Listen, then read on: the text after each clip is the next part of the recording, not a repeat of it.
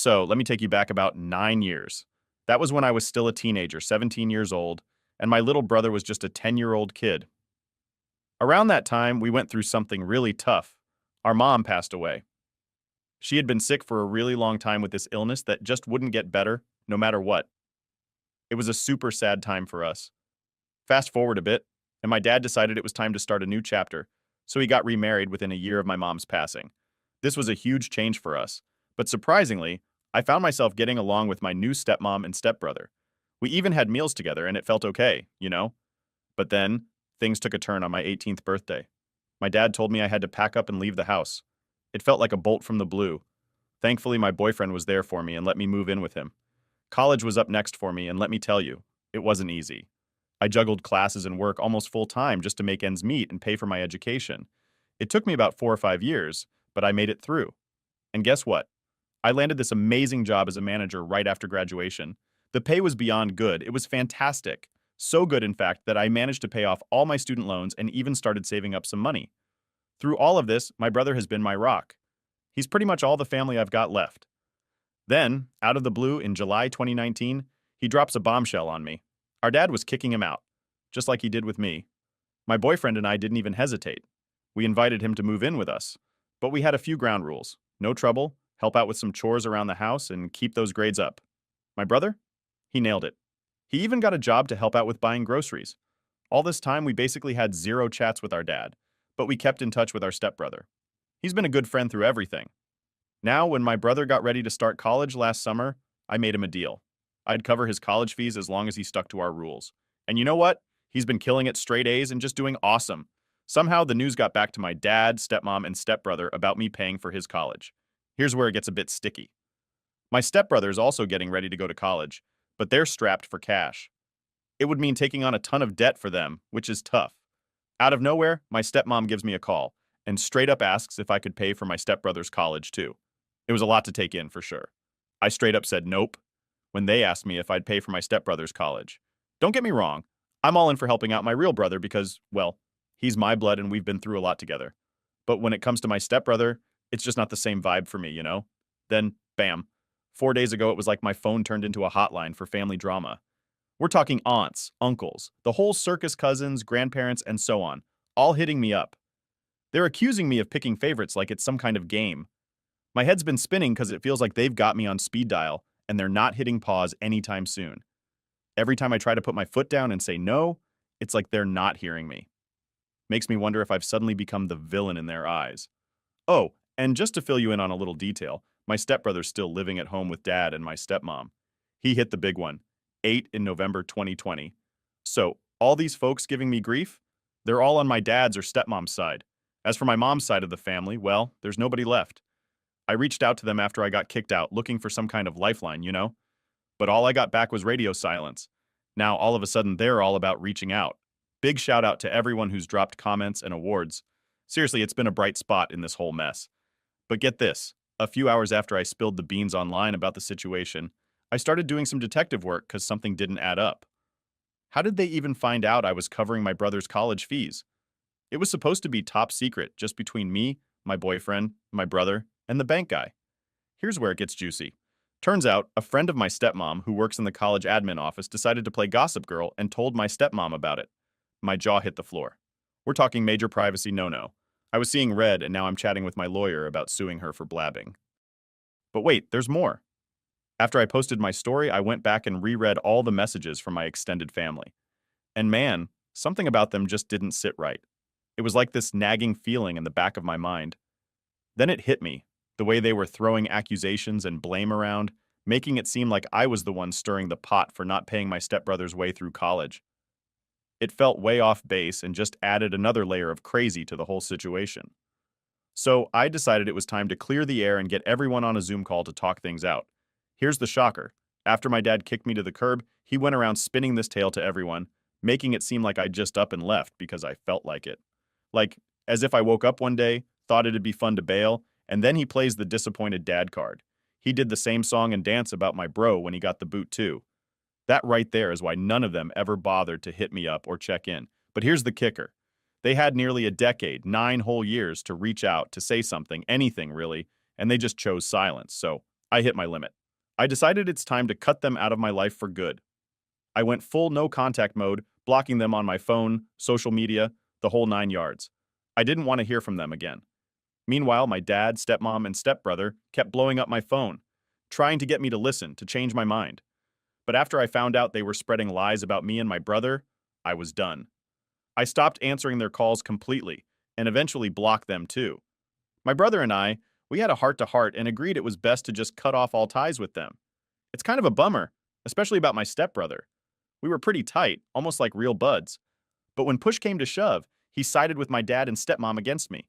It made me think maybe he was just in it for the cash. If he really cared, wouldn't he have stood up for me or at least stayed neutral? And then they had the nerve to try and make me feel guilty, saying if my stepbrother ends up not landing a decent job, it's somehow on me. But you know what? I'm not buying what they're selling. I had to hustle and figure my own stuff out without a bit of help from them. They didn't give a rat's about me back then, so why should I stress over them now? The plot twist? My brother, my boyfriend, and I are actually packing up and moving to a new city about 45 minutes away next week. It's like we're hitting the reset button, starting fresh away from all the noise and drama. It's about turning the page and looking forward to new adventures, you know? We've been plotting this move for what feels like forever, long before all this family drama started stirring up. So, this whole packing up and heading out thing isn't about dodging them or anything close to that. It's just something we've been itching to do for our own reasons.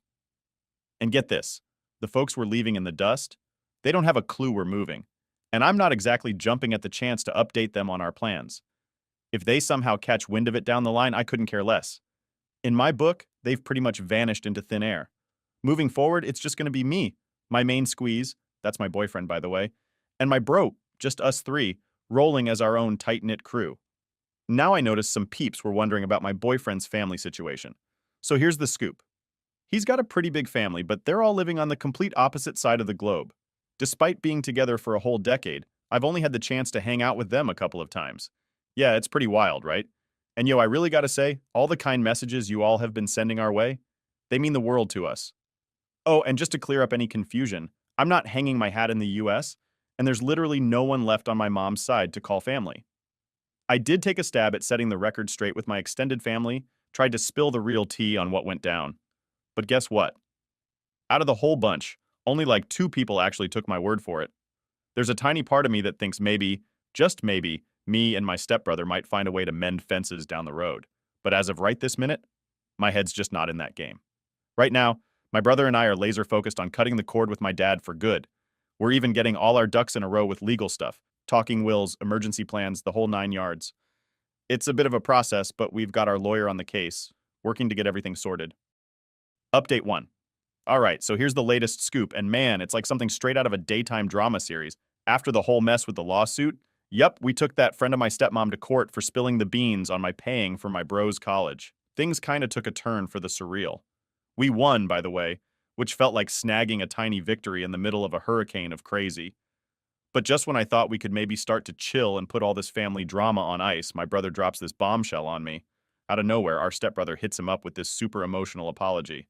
Turns out, the dude was feeling all kinds of wrong about how things went down. He was stuck between a rock and a hard place, trying to juggle loyalty to our dad and stepmom, and what he knew in his heart was messed up. So my brother, being the big-hearted guy he is, decides to meet up with him, and they have this long, deep chat.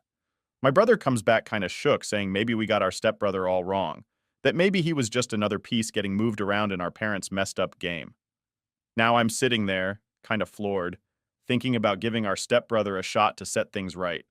We end up having this super awkward meetup, but as we start talking, I can see he's legit sorry. He even offers to chip in for our legal bills with some cash he got from a distant relative's will. It wasn't about the cash, though. It was the fact that he wanted to make things right that kind of started to thaw the ice a bit. Fast forward a bit, and things are like slowly getting less weird with our stepbrother. He's been coming around, actually pitching in and trying to be part of the fam in a real way. It's been a trip, trying to navigate all these new vibes, but it's also been kind of cool in a way I didn't expect.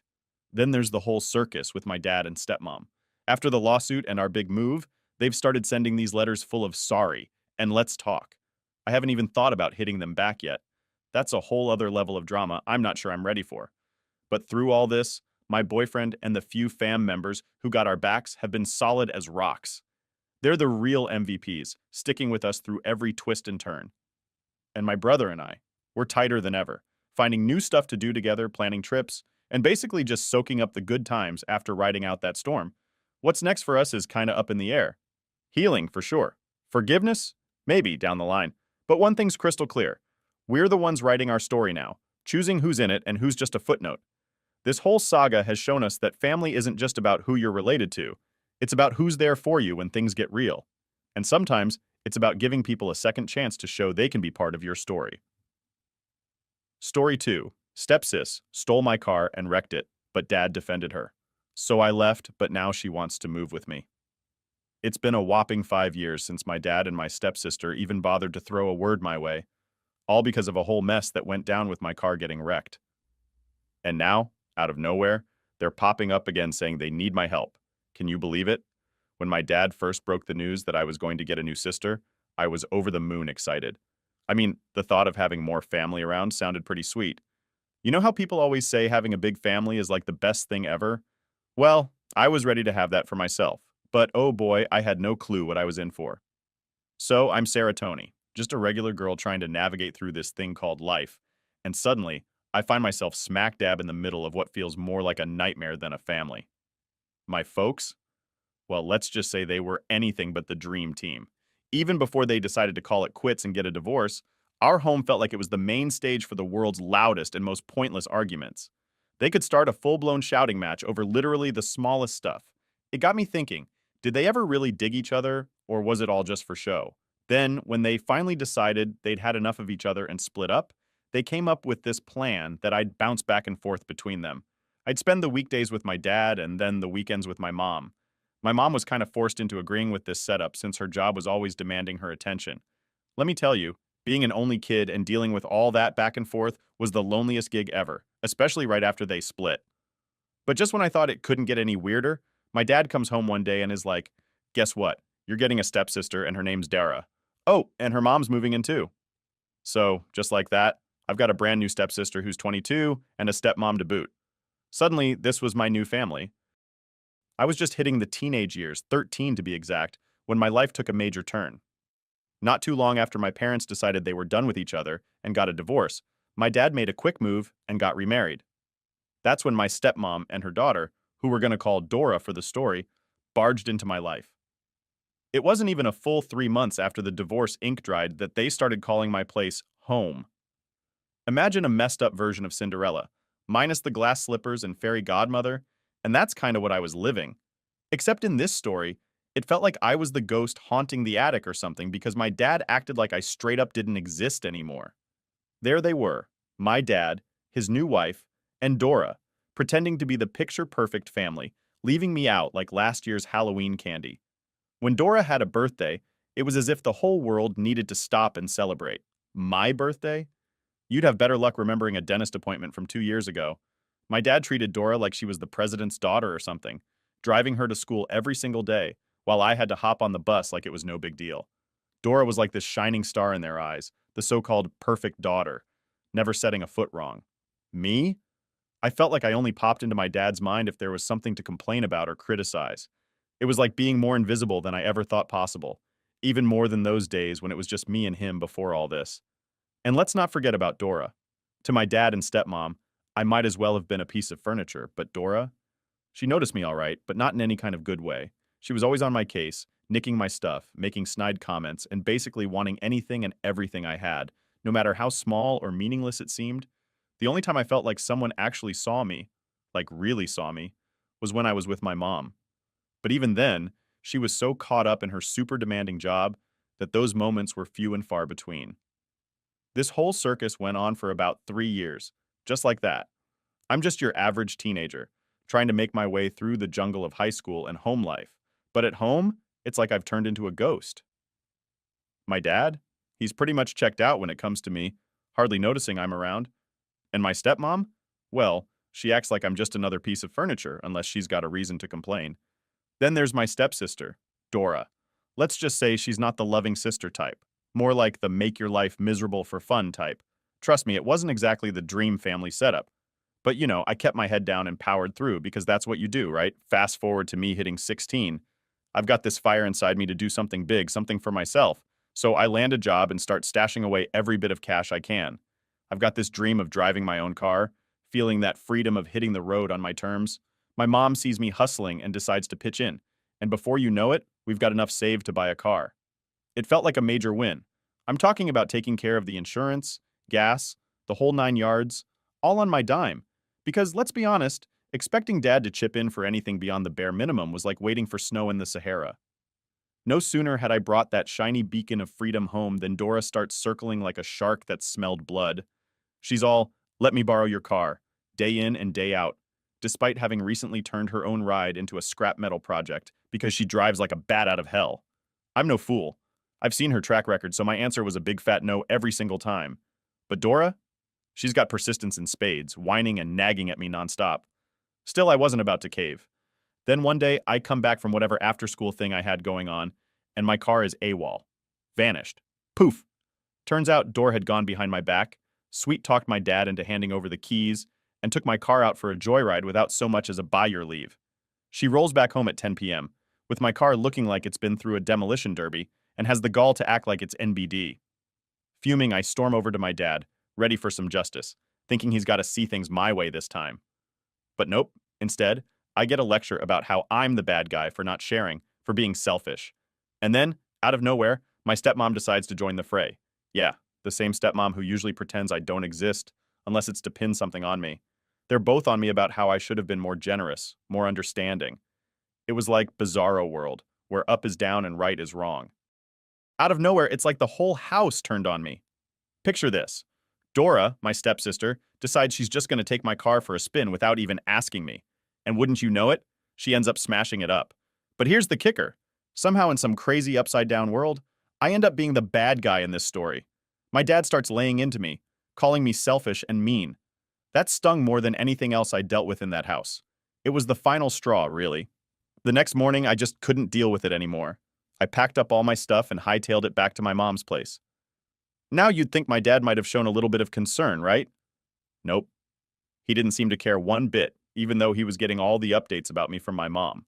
That was it, the last time I had any sort of contact with him or that part of the family. Fast forward 5 years, and I'm doing my thing in college, living my life. All that drama feels like it happened to someone else, in another life. But here's where it gets totally bizarre. Dora, of all people, starts blowing up my phone with calls. Yeah, the same Dora I haven't heard from in forever. At first I was like, nope, not dealing with this, and kept ignoring her, but she just wouldn't let up. So finally, out of sheer curiosity, I pick up. And what do I hear? She's moving to my city, and get this, she needs a place to stay. Apparently she found out I was here because my dad, who's hardly bothered to check in on me all these years, mentioned I was at college in this city. I was floored. After all this time, not a word, and now she's reaching out because she needs something? It was a lot to take in. Dora, yeah, the stepsister who hasn't bothered with me for ages, suddenly decides she needs a favor. She calls me up, out of the blue, acting all sweet, expecting me to just open up my place for her, like we're the best of buddies or something. When I ask her how long she's planning to crash, she's all vague about it, saying she doesn't really have a plan, just that she needs somewhere to land for a bit. Oh, and here's the kicker. She straight up tells me she's not going to pitch in for rent. Her reasoning? Since I've been managing the rent fine on my own, she figures why should she bother chipping in? Can you believe that? The nerve of her thinking she could just move in, rent-free as if... I was blown away by how entitled she sounded. I mean, who does that? So I laid it out for her straight, told her there's no way I could let her stay under those conditions, and then I just hung up on her. Man, hanging up felt like hitting the winning shot in a game. Oh, and just so you know, the place I'm living in, it's a studio apartment, and here's the part I didn't mention before. My mom's the one who's been covering the rent for me. Update. Today is my birthday. Yeah, that one special day in the year that's supposed to be all about celebrating me. But guess who decides to pop up out of the blue after a ghost act of 5 years? My dad. And hold on to your hats because he didn't call to drop a belated sorry for all the silent treatment, to catch up on my life, or even to toss a simple happy birthday my way. I'm betting my bottom dollar he doesn't even have a clue that today's my day. So why did he call, you ask? Oh, he wanted to grill me about why I wasn't playing Hotel for Dara, and why I might have sounded less than thrilled to chat with her on the phone. Initially, it felt like a punch to the gut, not gonna lie. But I didn't let it keep me down. I bounced back pretty quick and laid it out for him. How am I supposed to welcome someone into my space, especially when they don't want to pitch in or take any responsibility. That really got his gears grinding. If we were in the same room, I swear you'd see steam shooting out of his ears just like in those cartoons, exactly how it used to be 5 years back. He went off on me, slinging words like selfish and unloving, and accusing me of not having an ounce of respect or love for what he called a family. He even went as far as to say he'd disown me if I didn't let Dara move in. My response? Cool as a cucumber, I told him to do what he feels he needs to because, to be honest, I've never really felt like I had a father figure in my life anyway. That kind of knocked the wind out of his sails, and he was silent for a hot minute before just hanging up on me. It's always baffled me, you know? Why am I always painted as the villain in his story, while Dara, who isn't even his own flesh and blood, gets treated like she's royalty? So, with the drama out of the way, I decided to just kick back and make the best of the rest of my birthday. Ended up treating myself to an ice cream and movie marathon. But if I'm being totally honest, the whole ordeal kind of put a damper on my mood. Now I'm sitting here, wondering if maybe I went a little overboard. Should I have just played it cool and kept my mouth shut? What do you think? Did I overdo it with my reaction?